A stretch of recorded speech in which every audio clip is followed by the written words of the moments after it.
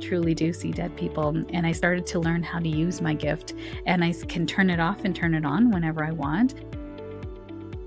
Welcome to the Story of Spirit podcast, where practical spirituality meets real life. Hello, and I'm your host, Sheetal Story, a psychic medium, grief support counselor, professional astrologer, human design reader, and a law of attraction master coach. With my unique blend of spiritual and practical tools, I am here to help you align with your soul-led purpose and ignite a life that sets your soul on fire. In this podcast, we are going to explore the principles of energy, astrology, spirituality, and psychology to help you heal your grief and create an aligned life and business from the inside out. Whether you are looking to deepen your intuition, understand your cosmic design, or transform your life and business to be more in alignment with who you were meant to be, this podcast is for you. Join me each week for insightful discussions, practical tips, and inspiring stories that will guide you on your journey to living your very best life. Don't forget to subscribe and follow me on YouTube or wherever you are listening to this podcast. Let's dive into this week's episode and see what juicy topic I have in store for you and help you on your journey of transformation, healing, and growth. Welcome to the Story of Spirit podcast. I see dead people. Ooh, anyone else remember that line from The Sixth Sense, that movie in 1999 with Bruce Willis and Haley Joel Osment? That movie kind of made me go, oh my God, that was my childhood. I didn't realize I was really any different. I was born with this ability to see aura, which is energy around people, and dead people, which is spirit. So it was very natural, and growing up, I'm East Indian. I'm first generation Canadian. My mom is a spiritual healer. She's from Malaysia, and my dad's from India. And so I've always grown up being very spiritual. We're Hindu by religion. And it was not anything weird for me to see, people in my house or people on the street, and they didn't really bother me. My mom is a very powerful spiritual woman, and so we always were very protected. There was always sort of God in our home. So there was never really a fear of them like I saw in The Sixth Sense. And I remember seeing The Sixth Sense thinking, poor guy doesn't have parents that understand. I've really been very, very blessed that I have parents that understand energy and spirit, not truly energy, but spirit, reincarnation, that our family is still here supporting us, that they influence nature, that there's, wonderful stories in our family. My mom's dad passed away when she was about 19, I believe. And there's in our culture, they have about 14 days of prayers, and they keep the candles lit and they're singing. And on the 14th day, they blow out all the candles and they allow the spirit to cross. So it's almost like a thanking the spirit and getting them prepared to cross over. And they said during those 14 days of prayers, there was a giant butterfly that was in the garden and hung around the house during that time. And on the 14th day, the butterfly was gone. And I thought that's such a beautiful story. I grew up with stories like that in my home, understanding that spirit does exist here on this plane. And, from a science point of view, we are only available to perceive a really small part of the energetic field, right? Of the waves in energy and the energy models of things. And so we're not able to really anything outside of, longer forms of waves and frequency or shorter forms of waves and frequencies. We can only see and hear, within a very small part of the spectrum. So, it makes sense to know that on the outside of those spectrums that we don't have the senses to perceive, there is energy that lives on this planet. We just aren't able to perceive it with our physical senses. But we are an energetic being having this human experience. There's an energy that beats your heart. That's a synapse of your brain waves. That is the energy that is animating this body. And this body is your vessel. in this lifetime. And we can measure that energy, that vitality. Science or medicine calls it your vitality. We can see it in an EKG monitor, EEG monitor, in terms of how well your brain and heart are doing, how well your body is transmitting energy. So when that energy is now, it's in the body, and you take your last breath and the body ceases to be, it is now dead. That energy is now, it's cohesive and conscious, and it just moves into the world of energy. So there is no stuck, there is no paying the piper, there's no, heaven or hell. It's all energy is moves into the world of energy, right? We are energetic beings having this human experience. And as soon as we take our last breath, we are now all energy and no more physicality. So that transition into spirit is inevitable. We will all go through that. And when we cross, into veil, into spirit, into heaven, whatever you want to call it, that transition into spirit, we are not by ourselves. We have people with us, and people on the other side, spirits on the other side that have already crossed. Because when you are energy, you have the ability to perceive everything around you in a way that is without your brain, without the physical, but you still have free will. That free will is one of the most important parts of being a human and being actually an energetic spirit. We always have free will to choose, yes, we're going to do this thing, or no, that we're not. Yes, we feel safe to, or no, that we're not. Yes, we feel comfortable or we're ready, no, that we're not. And so it doesn't matter, if you think someone else should. It's their free will that is going to be paramount in all of this. So as a spiritual being, as an energetic being having this human experience, it stands to reason, especially science, we know energy cannot be created or destroyed. It is energy, right? It transforms into something else. So when it's no longer animating your body, you then live in the world of energy. And so spirit is just people without a body, right? If you think about it, and I think I love how Hollywood calls it ghosts, right? And it's they're not, they're actually spirit. They're people. So when you start to think of it that way, that if you have a ghost in your house or a spirit in your house, 99% of the time it is connected to you. Right? They are your loved ones in spirit, and they're coming to make sure that they're there. If they were tricksters in life, they'll be tricksters in spirit as well. They might make electronics go off or knock things off of shelves, but it will feel more so benign. It'll feel like loving spirits. And sometimes, mediums can come into your home and tell you that that energy is loving and benign, and they're there to just say hello, and you can tell them to not. If that feels freaky to you, you can actually tell them, no, don't do that, because you walk in the world of energy and physicality. You actually have the power. You have the ability to tell people no, tell a spirit, no, don't do that. Get out of my house. You're not allowed here. You have all of the power because you walk in the world of energy and physicality. So that mediumship, spirit, mediumship is the ability to connect to our loved ones in spirit, to other people's loved ones in spirit. But we all have the ability to connect to our own loved ones in spirit, because you are tethered to them by love. They are tethered to you by love, right?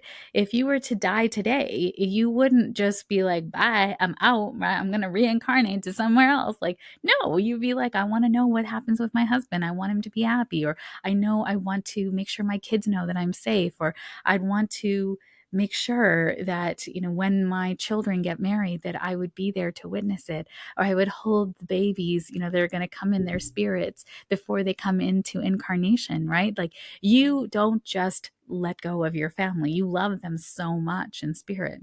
And as I mentioned, we have free will. So if you're like, well, this life wasn't so great, you then have the choice to reborn again into another timeline, lifeline, whatever.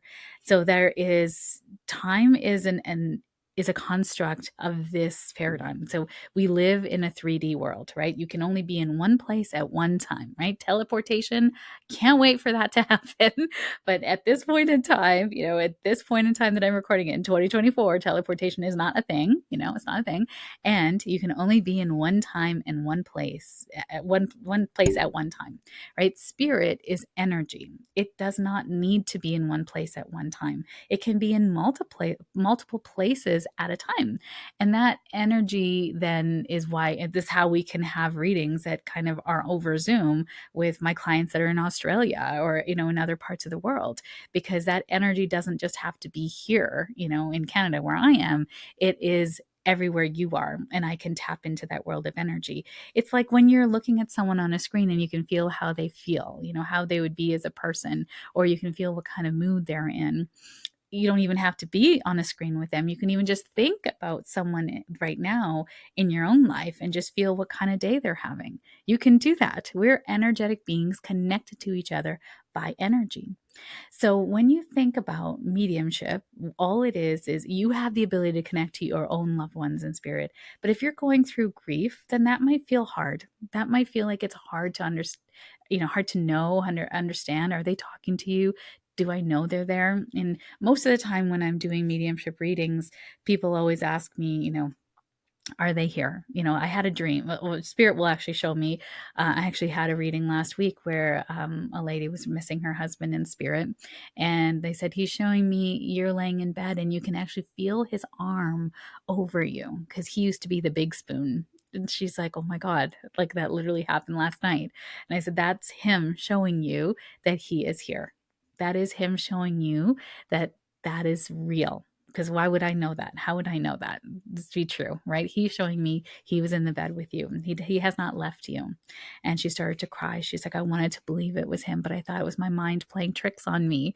I said, isn't that so interesting that we'd rather chalk it up to, we're crazy versus our loved one is truly here, right? And she's like, I always thought so. I always thought so. So I really just give people permission to believe themselves, really, because that is spirit coming to say that they are still here.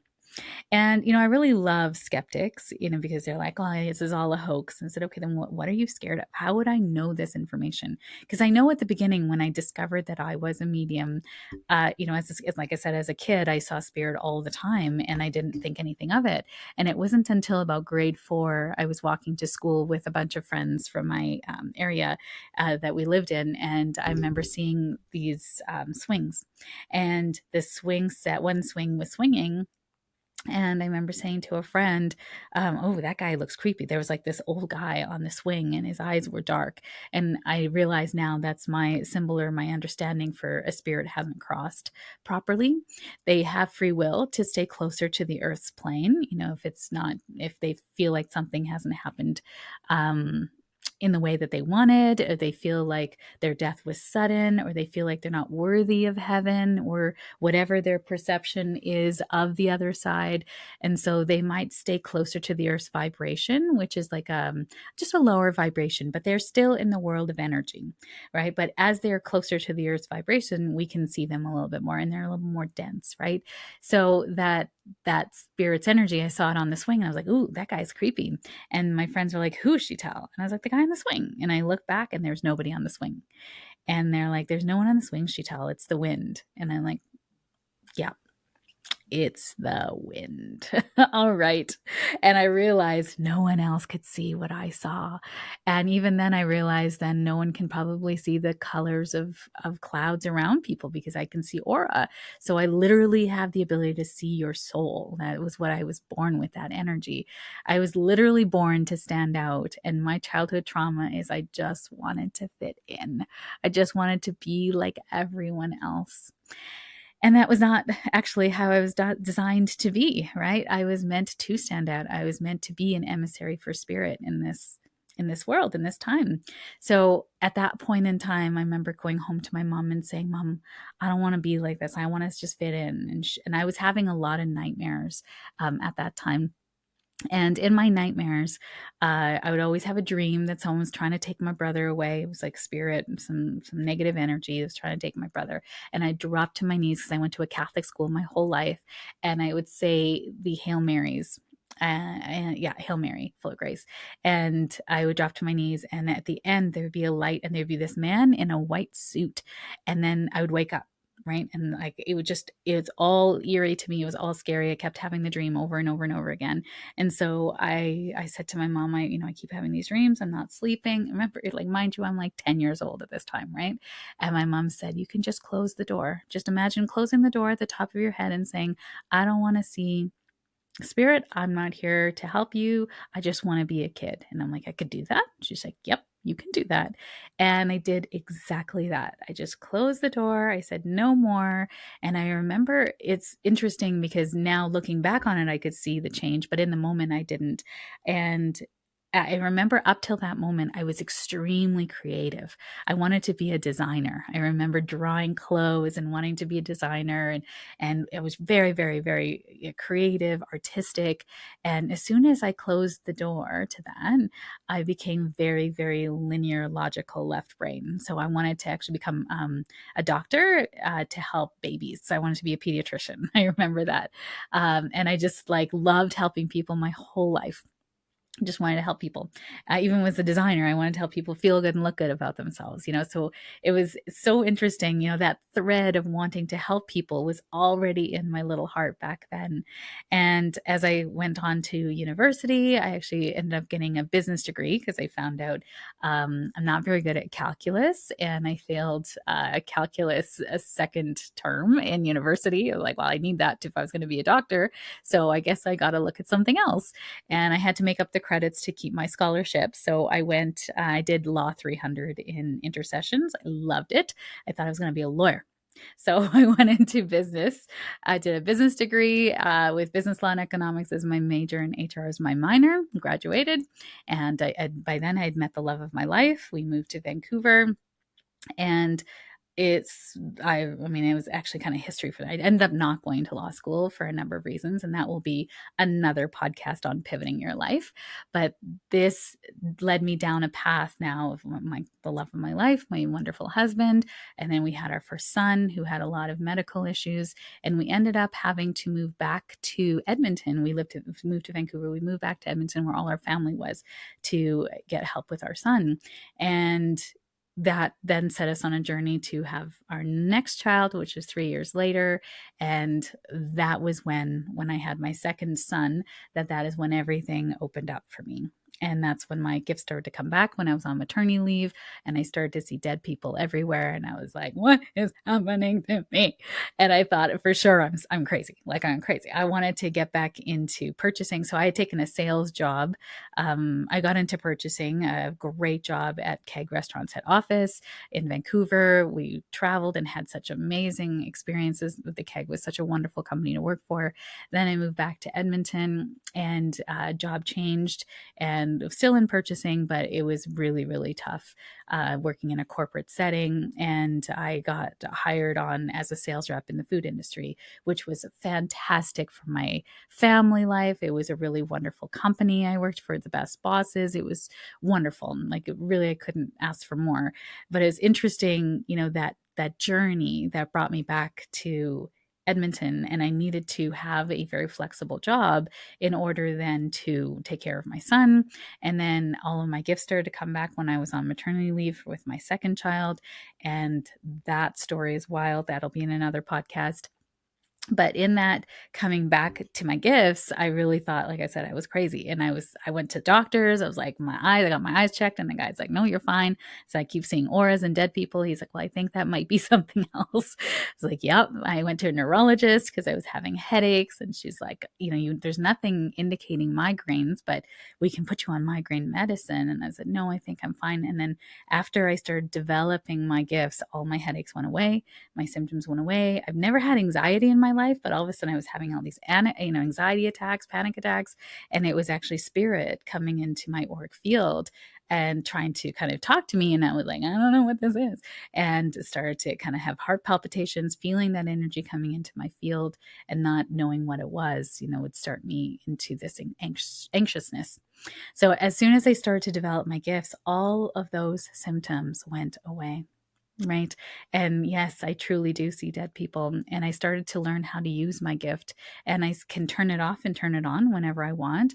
I can travel without any problems. I can eat out without any issues because I'm very disciplined with my gift. Right. When I'm out with family or when I'm with my children, I am not working as a medium. And I think we sensationalize that a lot on TV, which is fine. And that's a choice, again, that those mediums had to make for the show, and for showing that spirit exists. And their mission is is different than mine, and I kudos to them because they opened my mind. I mean, it was shows like Mom's Medium and Long Island Medium that really opened my eyes to what a beautiful gift that is. And I remember seeing that one day and thinking, I was crying because I was like, how wonderful to help someone healing the passing of their loved one with such evidence, like evidence that cannot be disputed, that there's just no way that this person would know any of this. It's not on Google, it's not on Facebook. This kind of stuff comes in right in that moment, and you're just like, it's how is this possible? And it wasn't until I saw it in my own eyes and I started to develop my mediumship and give like really crazy readings that there's no way I would know any of those things. That's when I knew this was real. Right. This is when I was real. And I have a wonderful mentor now who says, I'm not here to convince you that this is real. I'm here to give you all of the evidence and you get to decide for yourself whether it's real or not. But I'm not here to try to prove anything to you. And I really feel that in my heart as well, is that I'm not here to prove anything to you. It makes no never mind to me whether you think this is real or not. It's really about, does it give you solace? Does it help you in your healing? And does it explain things that really is like so wild that you can't really explain in any other way, right? There's just always these signs and symbols coming in showing you that there is an energetic world that's here. Like science shows that. Science can show that the energy from your body leaves your body after you die. It doesn't just dissipate and go into the ethers. Like it is cohesive. It's gone. And, something to think about for yourself. I'm going to leave you with 3 questions to ponder for yourself if this is true for you. Have you ever been with someone who's passed away? And if you're in the room with someone who has taken their last breath and their energy is there and then the energy is not, you can feel. I've talked to so many people who have had experiences where they have been in the room with someone who is crossing over, who is passing away, and they can tell that the energy is not there anymore. Right. So that's one thing, like something to think about for yourself. Then, or if you've ever kind of known someone has passed away or they've come to visit you and you're like, is that real? Like you had a dream about them or they appeared in your room or what, like those kinds of experiences, those are real, right? Is that an experience for you? I'm here to just tell you that's real, right? And then the third thing to ponder about yourself too is like, as a spiritual being having this human experience, would you just leave your loved one? Like you wouldn't, right? You would try to find somebody who could see you and say, come back and tell my loved one I'm okay. Or you would come back to them in dream state. And why dream state is so a great intermediary is because your resistance is down. Your ego is asleep, right? Your energetic levels are higher when you sleep.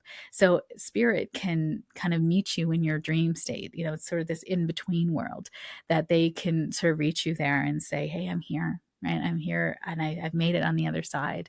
And visitations and dreams are beautiful and real as well. Again, can you give yourself permission to believe that that is real? Because, whether you believe it or not, I always like to think of it this way. I was explaining this to a skeptic. I was like, okay, let's just maybe think that everything that I'm talking about is totally false and fake and phony bananas. Great. So then you live this life, mundane life, thinking nothing exists outside of this world. And then you die and you go to heaven and you're like, damn, I missed out. Right? Okay. Or you die and there's nothing. Fine. Right? If you die and there's fine, there's nothing, you don't lose. But if you die and you find out there's something, you lived your whole lie in a sham. Whole lie, the whole life you lived it as not understanding how supported and loved you were. Right? So that's a big loss, right?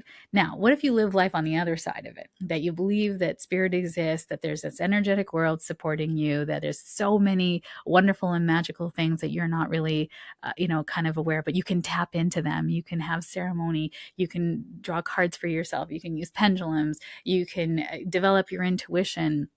You can start to play in the world of energy and Reiki and healing, and you live this magical, magnetic life, knowing that you are this wondrous goddess queen or king, as it were, magician, that you can use this energy and direct it to get things that you want out of life.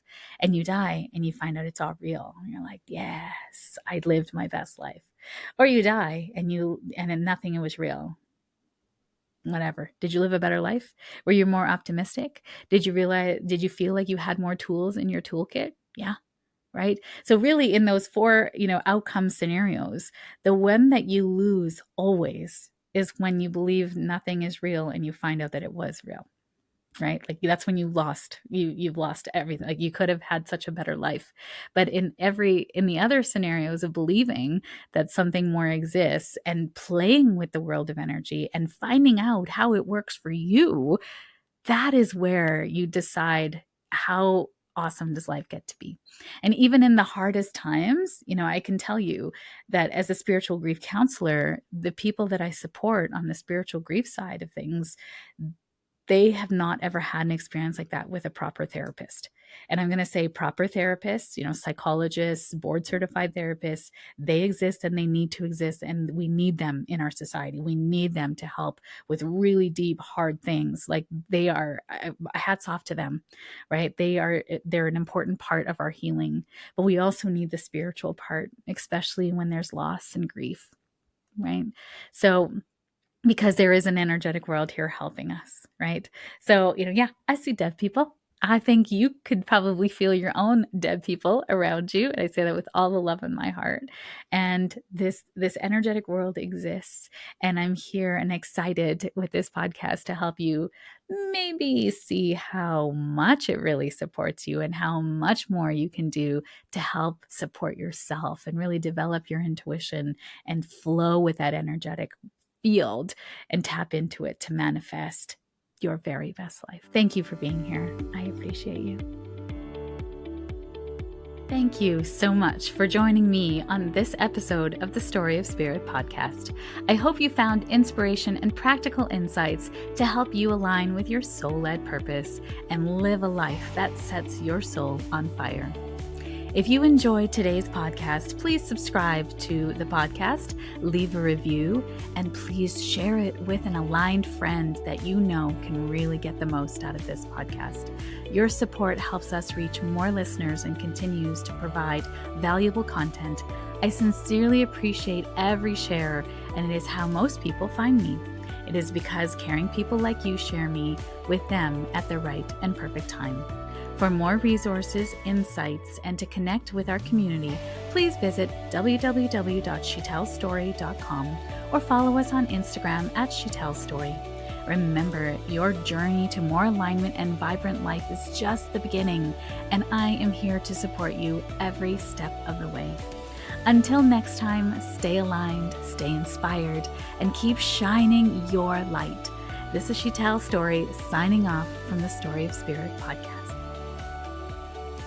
Here's the legal ease that's required by our lawyers. This podcast and the YouTube channel represents the opinions of Shetell Story and her guests to the show. The content should not be taken as medical, psychological, or financial advice.